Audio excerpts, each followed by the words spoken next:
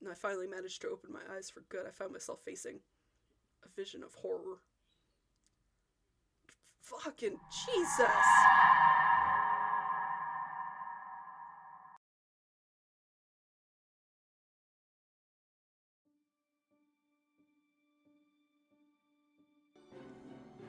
Hey YouTube, what's up? This is Imaginary Ibis again. Today... No.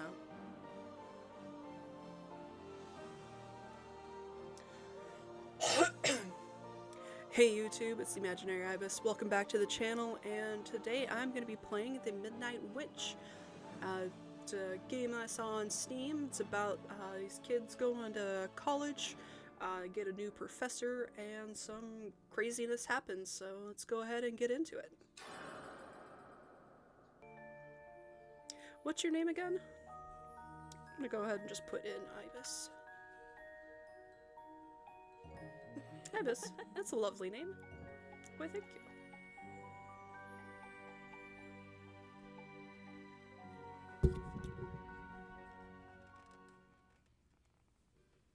Hey Ibis, move! My neurons are very slowly kicking in, like a rusty machine getting greased by motor oil. Huh? I look up with still sleepy eyes towards the origin of this pleasant morning greeting, and I notice Dan's cocky grin. Okay, guessing that's Dan. Was his loyal minion standing right next to him? Minion. You're really not a morning person, even worse than me. I mean, honestly, that's true to me. I am not a morning person. I'm recording this at like almost midnight. Oh, Jesus. Suddenly I feel a hand on my shoulders that, that abruptly pulls me out of my daydreaming. Man, you're really out of it today. No, I just what exactly? Unable to finish my sentence, I gently massage my aching temples. You were with Emma, right? It's been, what, 6 years? What? No, it's only been, 2? 2 years. Now that's a long-term relationship. Come on, you must have hit 2 years cumulative relationships along the way, but with no more than 10 girls. Jeez. Hey, I'm just looking for the perfect girl. I answer with a particularly loud yawn.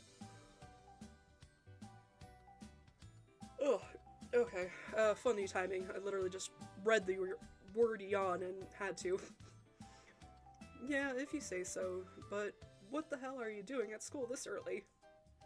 I'm a new man, bro. Time for quick smoke, and then I'm gonna be sitting in the front row.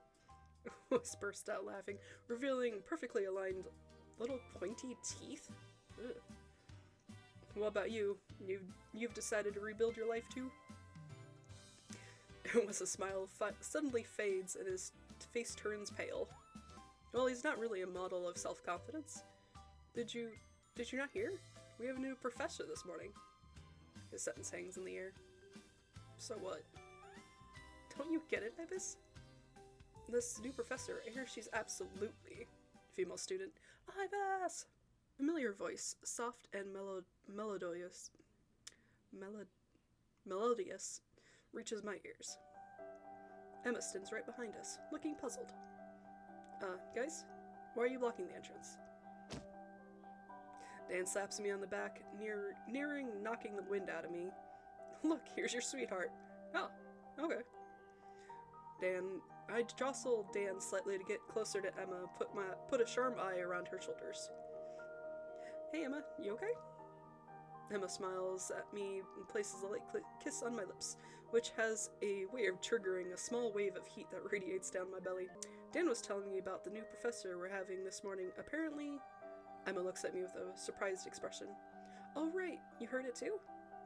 I remain slightly puzzled. Is this such big news, a new professor? Ha, a normal answer at last. Look, kids, it's time to go take a smoke outside and talk about a topic most importance. He turns abruptly to Wes. Wes, go get seats at the back for us. I want to sleep peacefully as soon as the new professor starts spouting off her lecture. With a shifty look on his face, Wes nods and quickly leaves to the auditorium. With my arm still around Emma, I follow Dan to the park without much enthusiasm. What is it with everybody and this new professor? Is it someone famous? Autumn breeze makes Emma's shoulders shiver, and she decides to cling to my arm a little tighter in hopes of drawing some warmth from it. My goofy smile fades quickly as I become aware of Dan's condescending look. I didn't know you were a hopeless romantic, Ibis. Yeah, I get it. You're not familiar with this very concept. I'm looking for the right person, too. I mean, if Jessica decided one day to. Female student. Who knows? After all, I would just need a stroke to fall into your arms. I turned my head to the newcomer. Jessica, the most popular girl of the class. The sunlight slides over her incredibly long hair. Many heads turn when she walks around the campus. I don't think she has many female friends. I feel Emma's fingers tighten on my arm to notice a slight uneasy look on her face. She and Jessica don't really get along very well, to say the least. Jessica, I was just waiting for you to come and brighten up this dreary morning. Don't even dream about it, Dan. Dan bursts out laughing. Two of them actually get along pretty well. I don't think there's any hint of romance between them, but who knows. Anyway, what's this about a new professor? What's so interesting about her? Yeah, I feel like she's all anyone's talking about. Is this really a big thing? A new professor? Just what I'm thinking, finally. Emma speaks up in an unusually excited voice. I heard she's graduated from the top of her class last year. She was so good at the university that the university agreed to hire her as an assistant professor, even though she's barely older than us. Jessica glares at Emma with a contemptuous look. She's probably your spirit animal, right, Miss Perfect? Emma cowers in on herself as if she'd been slapped. I have to step in. Hey, Jessica, I know your grass-based diet must be such a pain on a daily basis, but you don't need to lash out onto others. Jessica strides towards me in a way that's both graceful and intimidating. Her haughty air and amber eyes seem capable of setting the surrounding air ablaze at any moment. I may have gone a bit too far. Really, you're defending your lady. We're all happy to know that your underwear sits right next to Miss Perfect's bed 3 times a week, but you really need to get your feet back on the ground.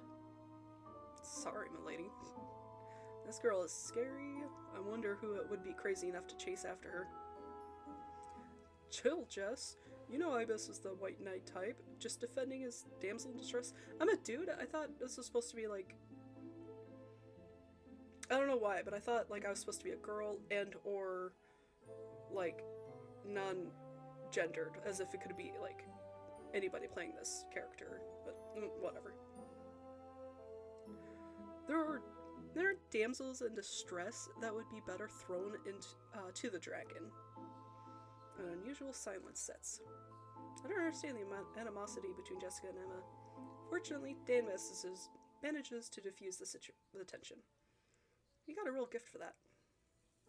His hand brushes Jessica's shoulder, and she immediately turns her animosity to this new threat.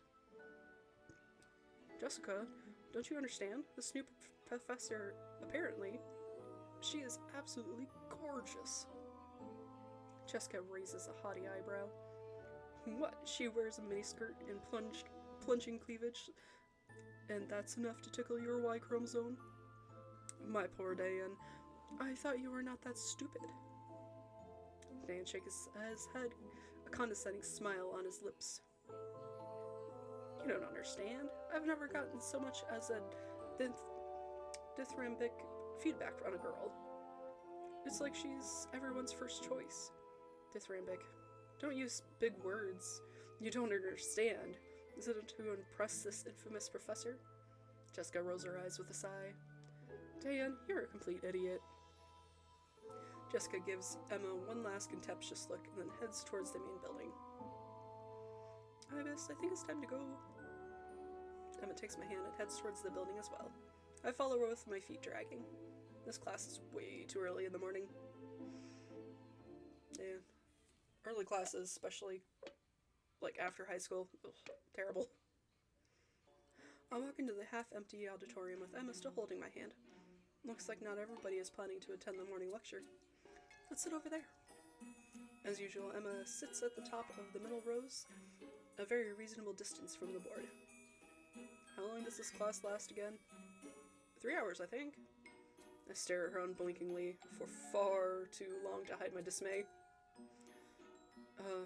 Over the whole week? A small crystal chiming laugh escapes Emma's thin lips as she quickly kisses me. Stop being so silly. Social studies is one of my favorite subjects. Yeah, me too. One of my favorites to skip.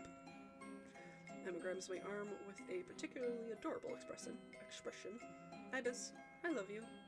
I love you too, Emma. You already know that. Yeah, but I love it when you say it. A duet of identical voices rises behind me. Emma! Emma! Chloe! Zoe! The twins. I quickly step aside to let the double hair tornado pass me and rush to Emma. Aw, they're cute. I love the purple hair. I want to dye my hair purple so bad. But I have an actual, office job where, I can't do crazy colors. But damn, I wish I could. Chloe, you'll never guess who I saw making out on the way here. I still can't believe it. No way. No, what? No way. Yes. Yes. With an exasperating sigh, pretty sure it's supposed to be sigh, and with an exasperating sigh, I turn away and take out my laptop. I scan across the classroom that is slowly filling up around me. Some people clearly decided to stay in their bed this morning, but from the looks of it, there's still a good 30 or so students who bothered to show up. Not bad for a morning class. I glance at Emma, who is still absorbed in the intense exchange of gossip with the twins. Out of the corner of my eye, I see Dan staring at me from the back row. This professor must really be special for him to show up this early in the morning. An amber glint catches my eye. It's only Jessica who sat a little behind me in the back row. At a very reasonable distance from Dan, though. Wes is giving her sideways glances. Is that why he's always with Dan, in the hopes of getting closer to Jessica? My face naturally breaks into a smile as I open my latest notes on my laptop. The social sciences file containing about 10 particularly short sentences with a few words highlighted in bold. Yep, that's it. Let's say that I'm desperately relying on Emma's notes. When are the midterms again? A slight nudge pulls me out of my thoughts. Ibis, look. She's not the only one who looks stunned. Seems like the whole class is hypnotized by what exactly? I swerve to the front of the class. The newcomer is sitting on the lecture desk, in the most natural way. The hand positions are natural. All eyes lingering on her fine, even features, her bewitching smile, her jet black hair cascading down her shoulders, let alone her eyes. Eyes once dark, sparkling, intimidating. An impossible night blue gleam dances in her gaze. Regular professor's loud voice rises sharply, but only partially breaks the spell that is mesmerizing the class. Listen, this is Miss... Please, call me Evelyn. The playful tone emphasizes the bubbly and perfectly controlled side of her voice. Evelyn is my new assistant. She'll be teaching most of my classes next semester.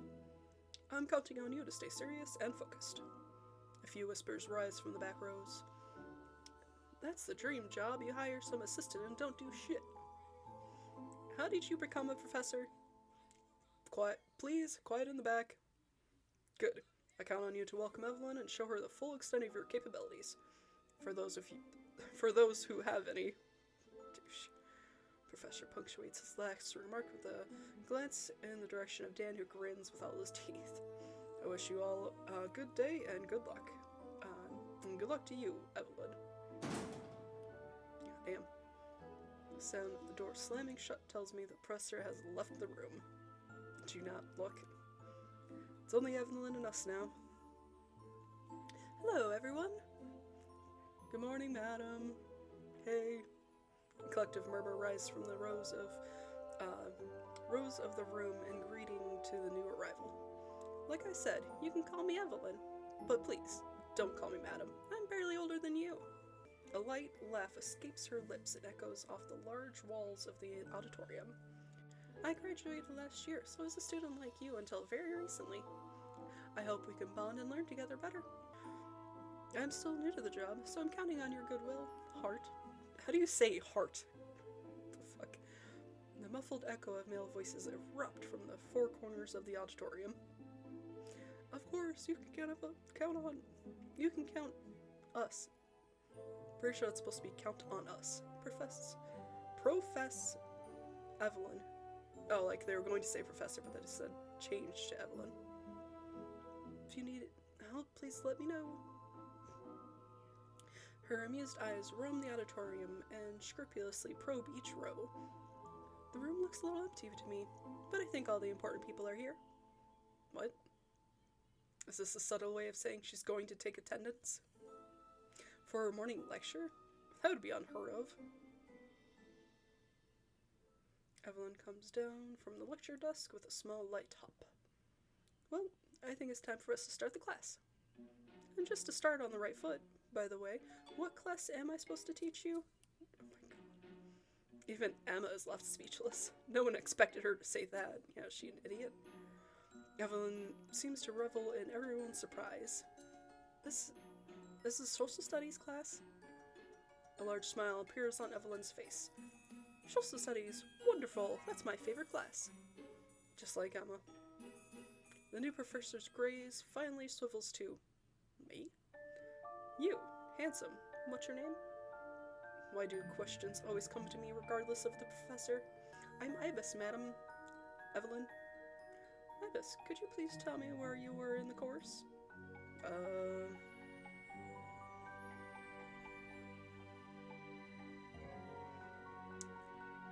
I have absolutely no idea. Looking completely clueless, I give Emma a puppy dog like look. I'm gonna change some of these, cause oof. She sighs at my utter dismay and glaring back at me with an angry look. Was she expecting I would be up to date with the course? I've given up on taking this class seriously a long time ago. Resigned, Emma whispers the answer in my ear. I don't understand a word she's saying, just repeat every syllable in a very rough voice. We were studying comprehensive sociology? Evelyn quickly clamps her hands, looking visibly excited. The analysis of the world, fantastic! Social relationships, right? Domination, power, differentiation? I nod without understanding a word she said. I really need to start studying for real, or else Emma's gonna yell at me again. Her cold look confirms my fears. She looks quite upset. Sorry. Thanks, Emma, for helping me. Perfect. Let's start the class. I'm counting on all of you to behave. Again, says a heart. That's literally in the quotations. How do you say a heart?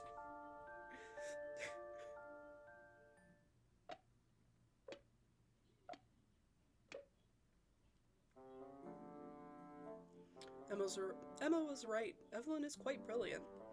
Despite her visible lack of preparation for this specific class, she has been talking about comprehensive sociology for over 5 minutes with particular insight and sense of expertise. Given my insane lack of knowledge on social sciences, I am unable to say that she is actually relevant. To say if what she says is actually relevant. But she definitely sounds very convincing. Wait, isn't that the Dr. Fox effect? Seems like I've actually learned a thing or two about sociology over the years. I've never heard of the Dr. Fox effect.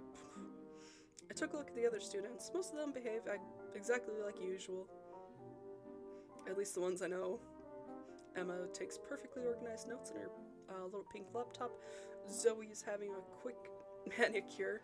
Her little nail polish jar unsteadily resting on her right knee. Why not just use the desk in front of you? There's obviously all kinds of desks. I would never put nail polish on my knee, especially as you're using the actual thing. That's like easily gonna be just fall over and just spill everywhere. I talk from experience. And Chloe tries by all means to catch the eye of the guy sitting a few rows down, without much success so far. As for Jessica, she's staying right at her laptop screen far too intensely to actually be paying attention to the class. And what about me?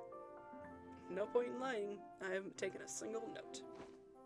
A nudge on the elbow pulls me out of my daydream. I was listening, I swear. Emma looks at me warily, then finally smiles. Very funny, but take notes. Class started 5 minutes ago. With a sigh, I place my hands on the keyboard and start writing a few keywords from Emma's notes. Hey, do you guys have internet? Emma and I turn to a student sitting a bit further to my left. I haven't tried yet. Why? I can't connect to the Wi-Fi. A new whisper behind me this time.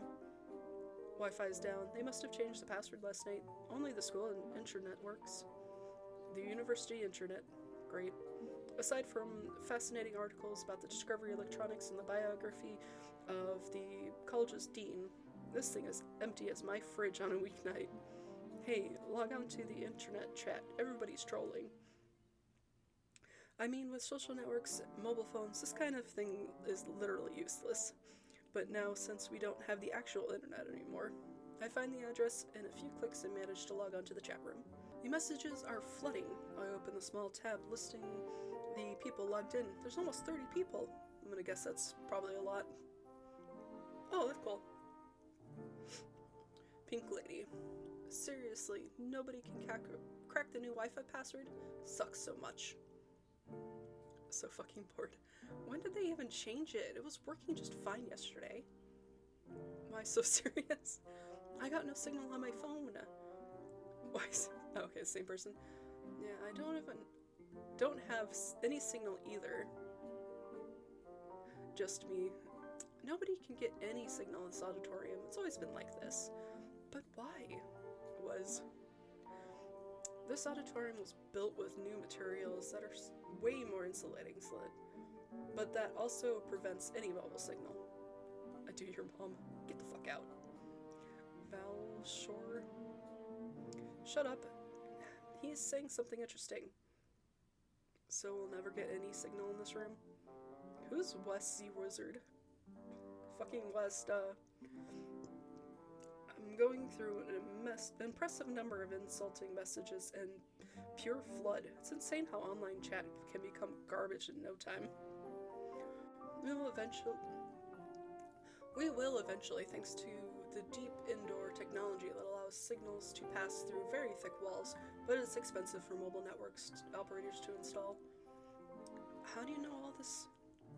It's Wes, Dan's friend. His mom works for a telecom operator. He knows a lot of stuff about this. Dark Unicorn. Shut the fuck up. With the chat being anonymous, it's so easy to troll. Welcome to the absurdity of online chatting. Glance over at Emma. She's still focused on her notes that now fill an entire page. Has Evelyn talked that much already? I feel Emma's incensed look on my face. She hates it when I slack off. And I look up at Evelyn again. I find this almost magical bluish glow dancing on her dark eyes. I stiffen slightly as Emma's hand shakes my shoulder. Take notes. Hurry up. I stifle a yawn, look down at the clock. Morning break won't happen anytime soon. Class literally just started. Of course it won't. We are done with this chapter. I hope it wasn't too boring. An unusual rising tide of voices spread through the rows. That was perfect, Evelyn. Keep talking, please. Could you please repeat the last part? Thank you all. You are so kind. But I've talked too much. Now it's question time. Heart. What do you mean questions? Wait, I didn't even pay attention. Who can tell me what the Barnum effect is? A few hands go up, including Emma's and Dan's. You. Next to Ibis. Emma straightens up slightly in her chair. It's the principles used for personality tests or horoscopes. People are flattered by speech that valorizes them, which leads them to find inaccurate comments about their own personality relevant.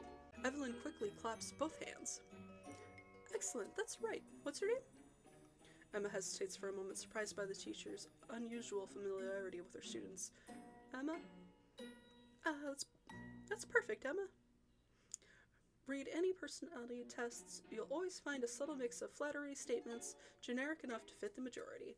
Once convinced that test result represents who you are, you would become more likely to accept completely false statements about your own personality. This is the power of the Barnum effect.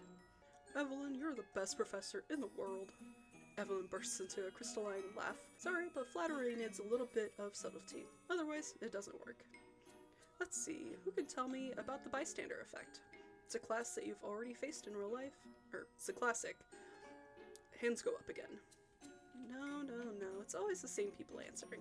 I'll pick someone this time. Moves slowly across the stage in search of her prey, one hand brushing the desk as she continues to walk.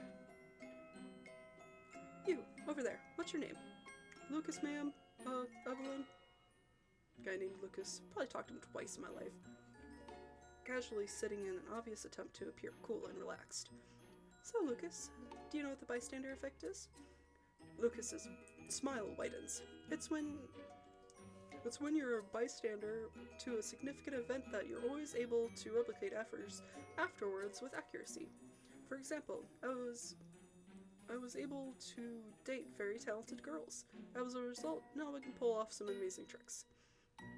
He concludes this answer with a wink that probably believes to be the most charming in the world. It was dorky, vulgar, and probably off topic. What a douche. You bet. He'll be lucky if he just gets kicked out of class. To my surprise, Evelyn continues to smile in a perfectly natural way. That does not surprise me. After all, you look like you belong to the gifted type. It's up to you to find out. Evelyn's smile widens. Oh, but I already know better than anyone. Huh? Unfortunately, that wasn't the right answer. Okay. A blinding flash of light fills the entire room for a split second, immediately followed by a dull crack. My eyes instinctively close at the sudden light assault. The classroom is now dead silent. Ugh. And I finally managed to open my eyes for good. I found myself facing a vision of horror. Fucking Jesus! Evelyn is elegantly seated on the table in front of Lucas, smiling. Terrifying. In front of her, Lucas stares dazedly at the long blue spear that crosses his chest. It's through him! Oh my god! There's blood absolutely everywhere. The eyes widened. Lucas tries to articulate some words, but only a bubble of blood springs from his lips and splashes a little more his completely soiled clothes.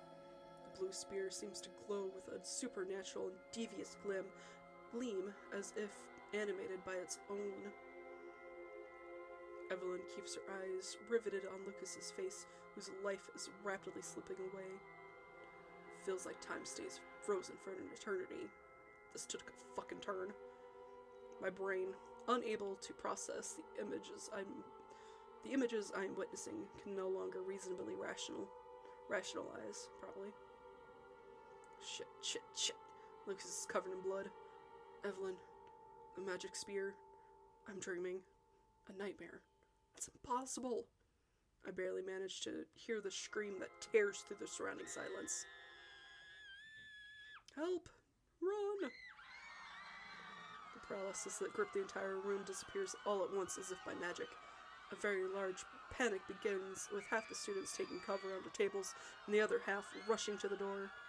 The door is located at the other end of the room from my seat. Fuck! Emma turns to me, her face livid. Livid means mad, that's more terrified. Without thinking, I pull her against me and tip backwards so that our bodies are under the table. The protection is purely symbolic. What more can I do?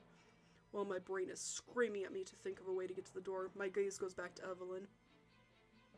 Still smiling, she gently caresses the handle of the spear, without seeming in the least disturbed by the action around her. Her medallion glows with the pulsing of the magic spear. Okay, so glowing together, which seems to be absorbing the life of her unfortunate victim. It seems that Lucas is giving his last moments. His face becomes more and more livid. That's not how he uses that word. His face becomes more and more livid with each passing second. His eyes take a gray color specific to a dead corpse. A frightful nausea invades me.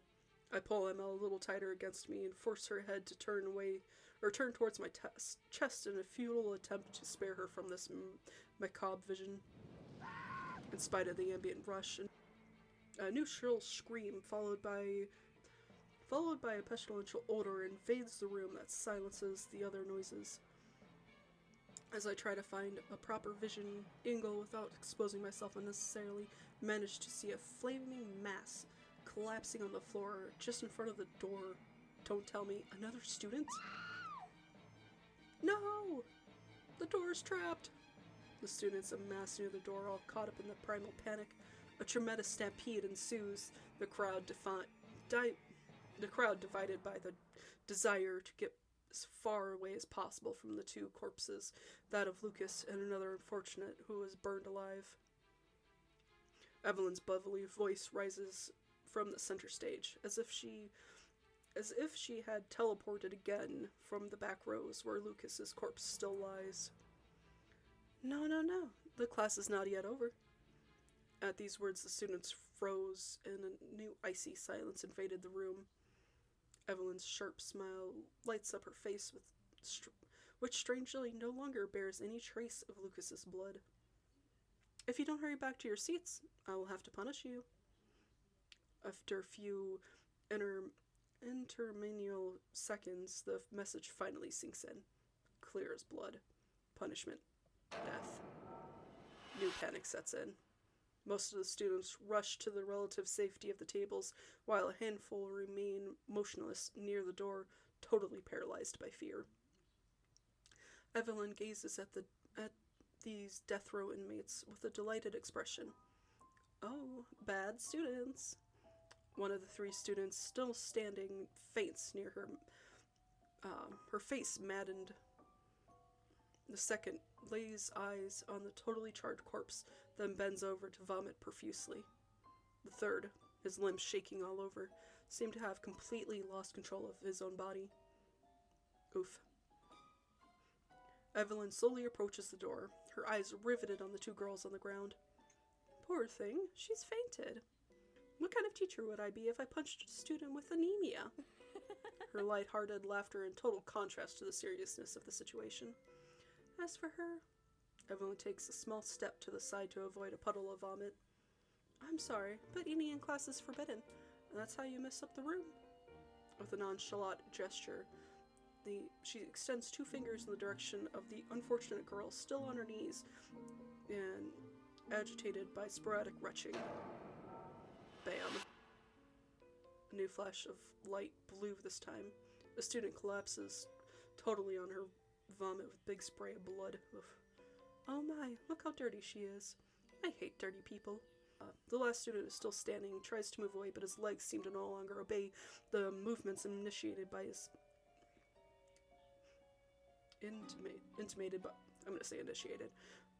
movements initiated by his hips. He just managed to lean against the wall to avoid falling. Evelyn raises her eyes, full of malice in his direction. Why aren't you sitting in your seat? The class has started already, right? The unfortunate guy opens his mouth like a fish out of water and painfully manages to squeak a few words. I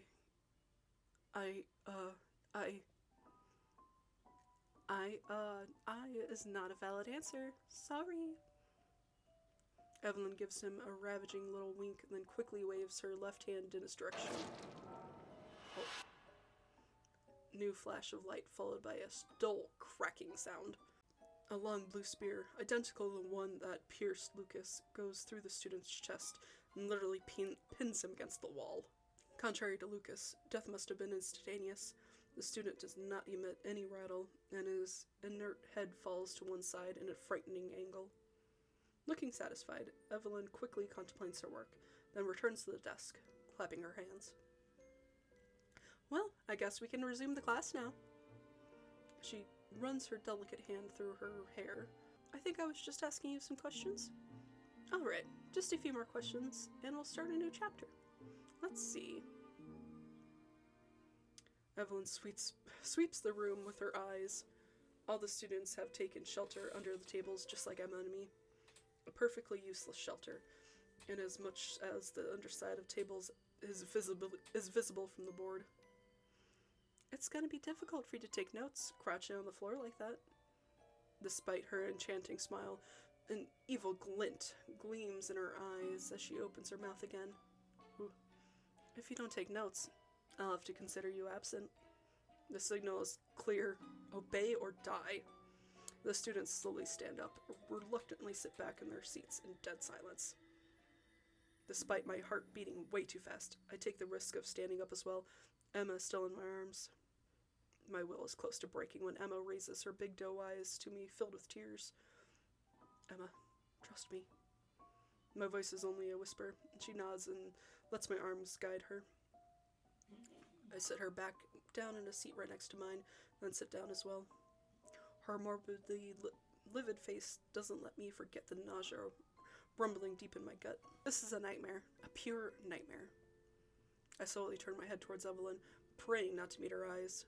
With a big smile on her face, she is making sure that everyone is seated properly. A particularly sickening smell of burning flesh finally reaches my nostrils. I glance at the black carcass laying on the floor near the door. Just imagining that it is the corpse of another human being makes me want to regurgitate the contents of my stomach. No way. Magic does not exist. There's no such thing as teachers killing students in the classroom. Not in my life. Not in my very average, very basic student life. That's impossible. Emma's small hand squeezes mine. Despite her shaking, the touch of her soft skin manages to calm my emotions slightly. Enough to bring me back to my senses. I need to be rational, control my emotions, survive. We must survive. Evelyn can kill us in the blink of an eye. She's using magic or a superpowered weapon from the future or whatever, it doesn't matter. The facts are simple. We are totally powerless against it.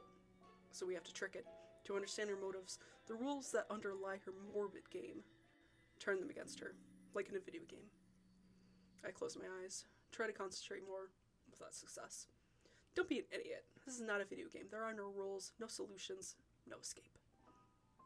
I open my eyes again and meet Evelyn's gaze. My blood runs through my veins. Did she just wink at me?